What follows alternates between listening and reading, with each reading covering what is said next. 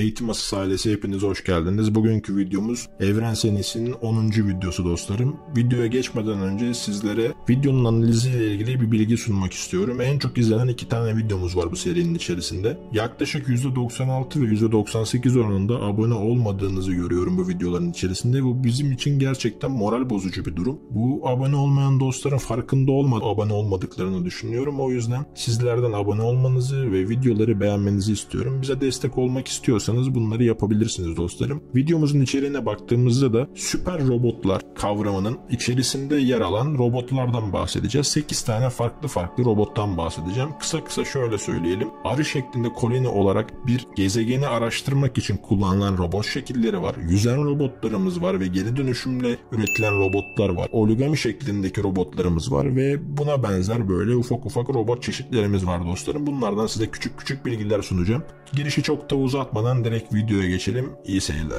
Geleceğin robotları. İnsanlar 1957 yılından bu yana uzaya bir şeyler gönderiyor. Uzay yolculuğunun ardındaki teknoloji insanlığın en etkileyici mühendislik başarılarından biri olarak kabul ediliyor. Bilim insanları robotik sondaları ve astronotları güvenli bir şekilde dünya atmosferinin ötesine göndererek inanılmaz keşifler yaptı ve evren hakkındaki bilgilerimizi arttırdı. Ancak uzayın derinliklerini keşfettikçe bilinmeyene doğru daha fazla adım atıyoruz ve insanlık uzay araştırmalarını daha riskli hale getiriyor. Bu riskleri azaltmaya yardımcı olmak için uzay robotlarının üretiminde bir artış oldu ve bu robotlar giderek daha da gelişiyor. Uzay robotu pazarının 2030 yılına kadar 7,3 milyar dolar değerine ulaşacağı tahmin ediliyor. Uzay robotu üretiminde uzayın aşırı radyasyon ve sıcaklık seviyelerine karşı yüksek toleransa sahip malzemeler kullanılıyor. Böylece ortaya çıkan sonuçlar genellikle astronotlardan daha hafif ve fırlatılması daha ucuz oluyor. Uzay ortamlarının insan yaşamını nasıl etkilediği konusunda güvenilir bilgi aktarmak için her zaman insan astronotlarına ihtiyaç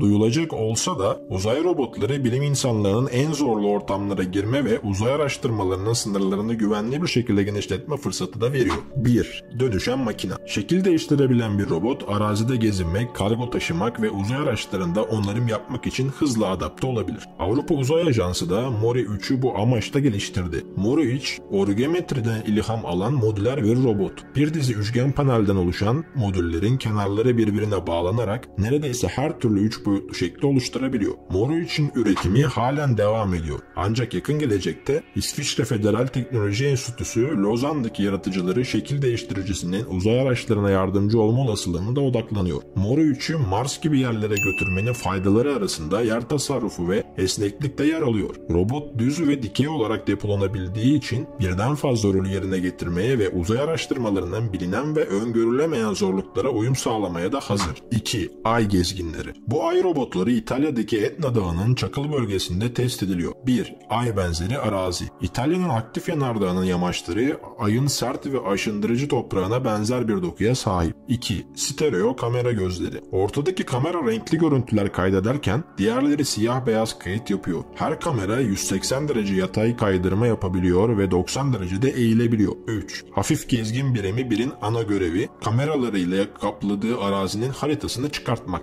4. Hafif gezgin birimi 2, hafif gezgin birimi 1'in kardeşidir. Bu keşif aracı aydaki hafif nesneleri analiz edebilir. 5. Robotik kol. Bu uzayabilen kol beyzbol topu büyüklüğündeki kayaları kaldırabiliyor ve dokunsal geri bildirim kaydedebiliyor. Bu bilim insanlarının dünyada özel bir eldiven kullanarak aydaki nesneleri hissedebilmeleri de demek. 6. Ay tekerlekleri. Roverlardaki her tekerlek zorlu arazilerde gezinmek için ayrı yönlendirilebilir. 7. Kameralar ve sensörler. Hafif gezgin birimi 2'nin kameralar ve sensörler kullanarak topladığı herhangi bir kayaya bir lazer ışını gönderip ay numunelerinin kimyasal bileşimlerini de belirleyebilir. 8. Gezginlerin eylemsiz ölçüm üniteleri. Gezgini dengelemek, konumunun kaydını tutmak ve mesafeleri doğru bir şekilde haritalamak için hızını ve ivmelerini ölçer. 3. Sürü robotları. Yeni bir gezegenin yüzey alanını incelemek tek bir keşif aracı için göz korkutucu bir görev olabilir. Her ne kadar modern gezginler teknik açıdan gelişmiş ve toprak örneklerini kazmak, toplamak ve incelemek için gerekli tüm araçları taşıyacak şekilde üretilmiş olsa da bir gezgin ömrü boyunca ancak sınırlı bir alanı inceleyebilir. Uzay robotu mühendislerinin hayal gücünü büyüleyen farklı bir teknik de sürü robot teknolojisidir. Bir gezginin atmosferine sürü halinde gönderilebilir ve bulgularını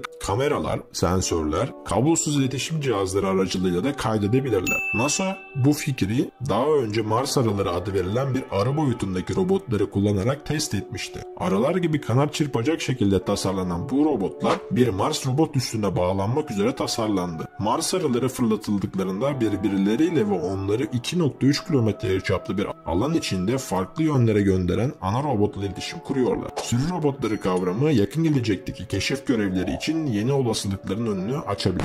Mars arıları kalkış yapmak için kovan olarak bir Mars gezginine ihtiyaç duyuyor. 4. Uydu tarayıcı. NASA'nın Jet 2 laboratuvarında yapılan testlerin ardından Shopper Shifter robotu 2026 gibi yakın bir tarihte Satürn'ün uydularında test edilebilir. Uzaydaki tek yüzey sıvısının metan gölleri olduğu tespit edilen uydularda konumları analiz eden robot yuvarlanabilir, uçabilir, yüzebilir ve süzülebilir. Bu kadar çok hareketi gerçekleştirebilmesi için robotun şekil değiştirmesi gerekir. Standart modunda robot sıradan bir araç gibi ancak derinlemesine keşfedilmesi gereken benzersiz bir sahadayken şekil değiştirebiliyor. Sistem, Cobot adı verilen çok sayıda küçük birimden oluşuyor. Bu Cobotlar bir futbol topunun beşgen bölümlerine benzeyen basit, hafif yuvarlak yapılar. Topografyaya bağlı olarak bu Cobotlar birleşerek yuvarlanan bir top, havada asılı duran düz bir drona veya kendinden tarikli bir yüzen makinede oluşturabilirler. 5. NASA'nın yüzen robotu. Mikro yüzücü robotlar donmuş uyduların buzul kabuklarının altındaki denizleri nasıl keşfedebilir? 1. Buz eritme sondası. Bir iniş aracı bu sondayı Satürn ya da Jüpiter'in uydularındaki buzun içine sokar. Sondanın nükleer bataryasından gelen ısı aşağıdaki suya giden yolu eritir. 2. Yüzücü robot. Kendinden tarikli robotların her biri yaklaşık 12 cm uzunluğunda sıcaklık,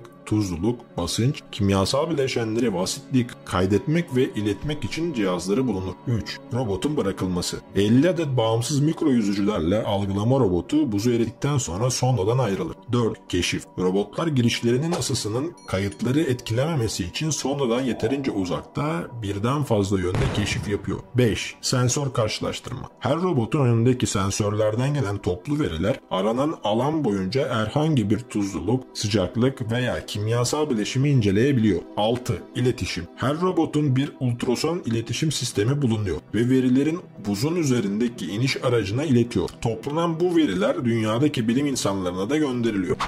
6. Uydu servisi. Dünya üzerinde tüm teknolojiler gibi uzaya gönderilen makinelerin de sınırlı bir ömrü var. Çalışmayı bıraktıklarında veya görevlerini tamamladıklarında birçoğu yıllarca yörüngede kalırken diğerleri yörüngeden düşer ve atmosferde yanar. Peki ya uzaydaki eski uyduların yeteneklerini geri kazanmanın bir yolu olsaydı? NASA'nın yörüngede hizmet, montaj ve üretim aracı uyduları onarabilen robotik bir uzay aracı. Bu araç uydulara bağlanabiliyor, robotik kollarıyla onları yönlendirebiliyor, yakıt ikmali yapabiliyor ve bu hizmet düşünülerek inşa edilmemiş olanlar da dahil olmak üzere uyduların yerlerini de değiştirebiliyor. OSAM 1'in fırlatılması 2025 yılında gerçekleşecek. Aracın uyduların kısıtlı kullanım süresini arttırmasını hedefliyor. Uyduları uzayda daha uzun süre kalırsa artan iletişim ve veri toplama yeteneği daha fazla uzay keşfi yapılmasını da sağlayacak. 7. Süzülen insansı yardım. Taikobat, Çin uzay istasyonu Tiangong'daki astronotlara yardımcı olmak üzere üretilmiş yeni bir robot.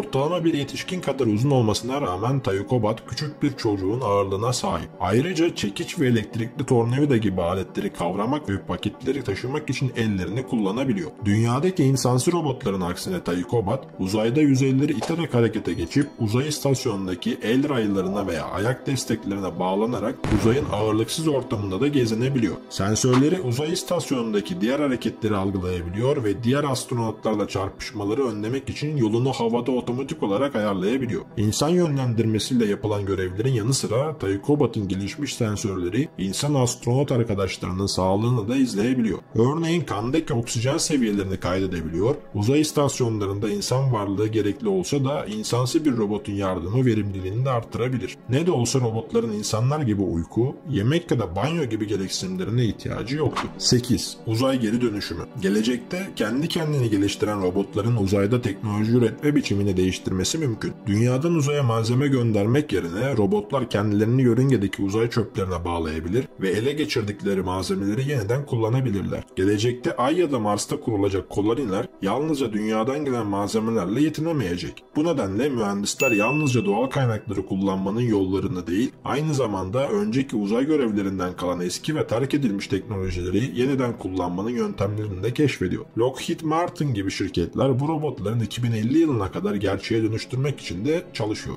10. videomuzun da sonuna geldik dostlarım. Bu videomuzun işlerinde sizlere uzayla ilgili gelecekte yapılabilecek olan şeylerden bahsetmeye çalıştık. Her ülkenin kendine göre uzay istasyonları ve uzay çalışmaları var. Biz de kendi ülkemizde bu tarz çalışmalara öncülük etmemiz gerekiyor. Çünkü ilerleyen süreçlerde dünyanın gerçekten yeterli kaynakları kalmayacak ve bu kaynakların yanı sıra insanları da yerleştirebileceğimiz alanlar kalmayacak. Bu alanları yaratabilmek ve uzaydaki gelişmeleri de takip edebilmek için kendimizi uzay konusunda geliştirmemiz gerekiyor. Bu size sunmuş olduğum ufak bilgilerle sizlerin de bilinçlenmesi yönünde yapmış olduğum bir adım aslında dostlarım. Bu videoya ve bize destek olmak istiyorsanız dostlar, abone olup beğeni butonuna basmanız bizim için gerçekten çok önemli. Ailemiz zaman geçtikçe büyümeye devam ediyor. 1,5 senedir video atmaya devam ediyoruz. Bu seriyi bu şekilde devam ettirmeyi düşünüyorum dostlarım. Sizlere bir konuyla ilgili 10 ila 20 video arasında videolar çekerek o konunun aslında farklı bir versiyonlarını anlatmayı tercih ediyorum.